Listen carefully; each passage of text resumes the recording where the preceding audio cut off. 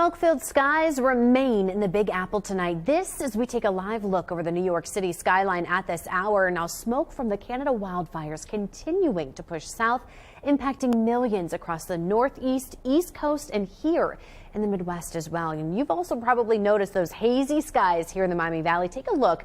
This is the Eco Plumber sky cam from earlier tonight. You can see smoke in the sky over downtown Dayton. The wildfire smoke forcing officials to extend our air quality alert through tomorrow. So as this alert continues to be extended, we wanted to explain what that could mean for you at home. So Chief Meteorologist Natalie Walters is outside tracking the smoke on the Watson's Weather patio with Lydia Bice, who just spoke with medical and environmental officials. And guys, what have you both learned? Yeah, Lydia, you actually spoke with experts earlier today about the symptoms of being in this poor air quality. What are some of those? That's right. So Dan Cefaletto with Public Health Dayton Montgomery County told me there's really about 3 symptoms to look out for. One being shortness of breath, which is the main one. And then you have itchy eyes and watery eyes.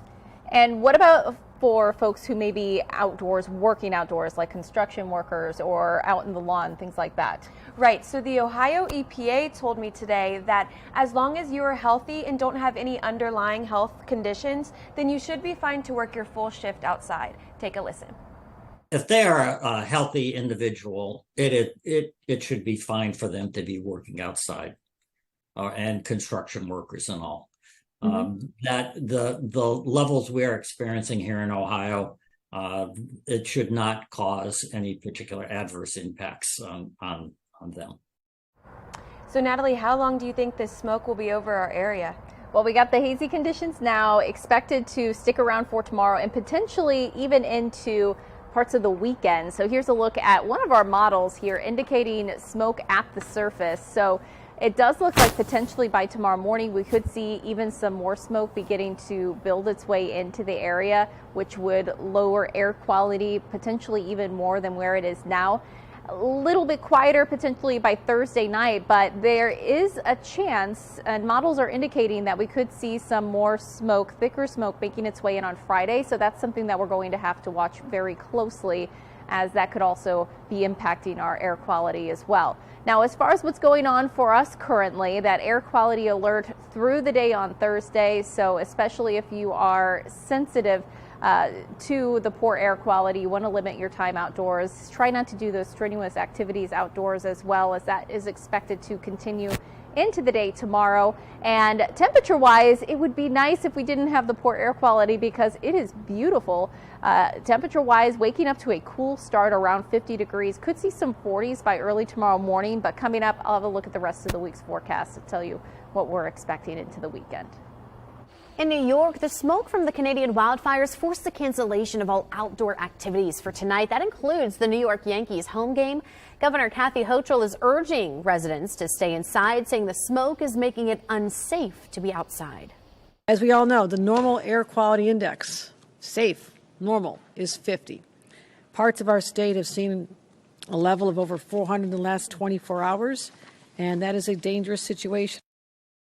Now, Hochul emphasizes the poor air quality can impact everyone, not just vulnerable populations. So in an effort to protect people, New York is making 1 million N95 masks available to the public. They're going to be given out at state facilities, including state parks and subway stations, as well as through local government.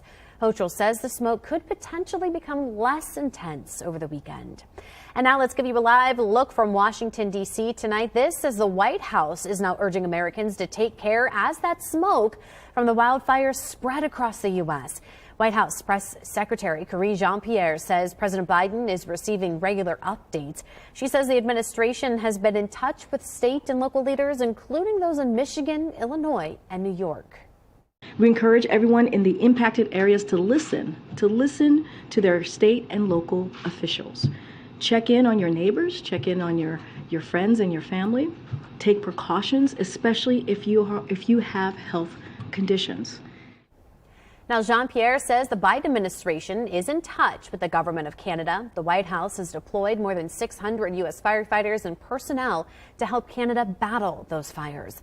We will continue to follow this story, and as soon as we get any more information, you can find the very latest on air quality alerts or updates on those wildfires at Dayton247now.com. And as we continue to get updates, we can alert you here on our air, but also you can get alerts through our Dayton 24/7 Now app. With the app, you get those breaking weather alerts sent to the palm of your hand. Just take out your phone with the camera, scan the QR code that you see right there on your screen to download that app for free. You can also find it in Google Play and Apple App Stores. We are learning more tonight about a murder in Kettering. We now know a 27-year-old man is facing charges after police say a woman was found dead following a domestic violence incident. Now, it all started when the man showed up at the Montgomery County Jail saying he and his wife got into a fight and she was hurt. Officers then went to the home and found the woman had been shot and killed. It is rare for Kane to have homicides. It is the first of the year. Unfortunately, this appears to be a domestic violence incident, as we well know, is a problem around this country. The man's name will be released once formal charges are filed. And the Montgomery County Sheriff's Office taking to Facebook tonight. They're asking for your help to find this man here behind me. His name is Charles High. He was last seen with family and friends on June 4th after he dropped off his car to his family and then turned off his phone.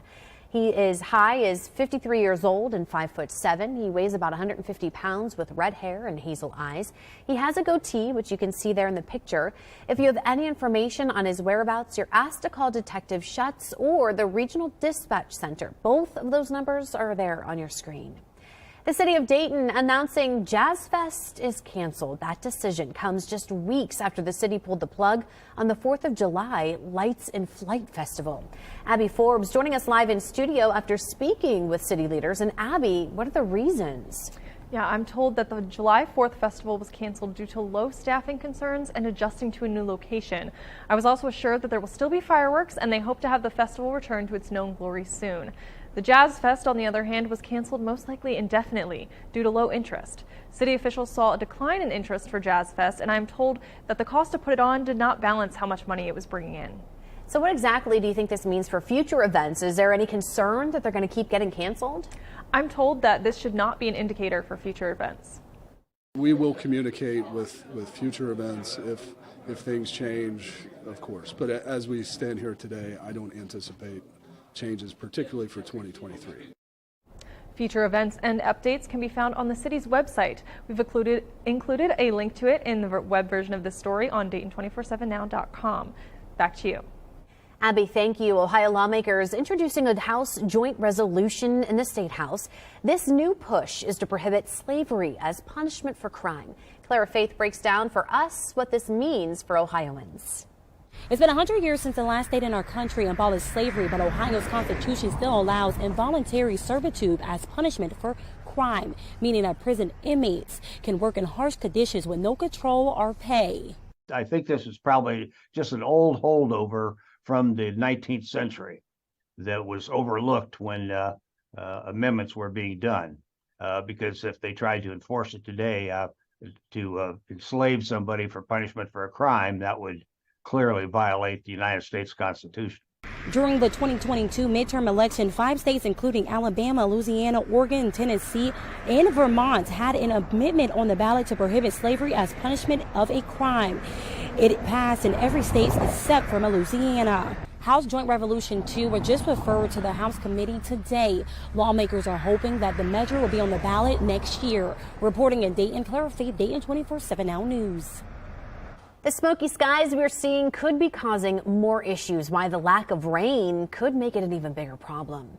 Another Republican candidate announcing they're in the running for the White House in 2024. What former Vice President Mike Pence had to say about entering the growing pool of candidates.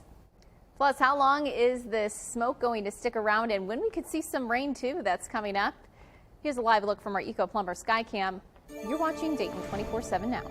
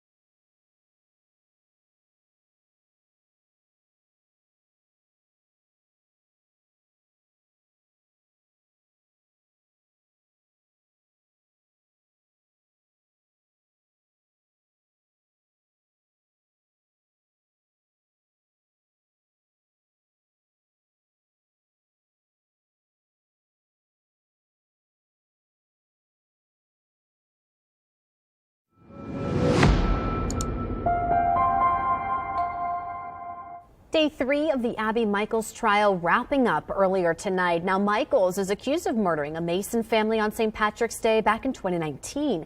Mamie Baugh has more from the proceedings. The defense called a psychiatrist who testified not just to Michaels' mental health history, but also the state she was in during the crash on March 17, 2019, saying she was having a seizure before the accident on I-75. Michaels was noticeably emotional in court while the psychiatrist that treated her after the crash was on the stand. Just some background here. The prosecution is arguing that Abby Michaels intentionally drove the wrong way on St. Patrick's Day 2019 and crashed into the Thompson family's car, killing Timmy Thompson and his wife Karen Thompson and their 10-year-old daughter Tessa. Now, the defense says she didn't murder anyone. She had a medical condition, a seizure disorder. The defense's expert, Dr. Christina Waite, took the stand today. She said Michael suffers from seizures, borderline personality disorder, post-traumatic stress disorder, and bipolar disorder. And were you able to come to a conclusion as to what happened immediately prior to the accident? To a high degree of medical certainty, certainly more than 51%. And that is that she suffered a psychogenic non-epileptic seizure? Yes. And a whole host of other conditions with it. The prosecution is arguing that Michaels intended to drive backwards on St. Patrick's Day to kill herself, pointing to the fact that Michaels told her ex-husband that day she planned to do so. He filed for divorce 2 days prior and failed to talk things out with her that night.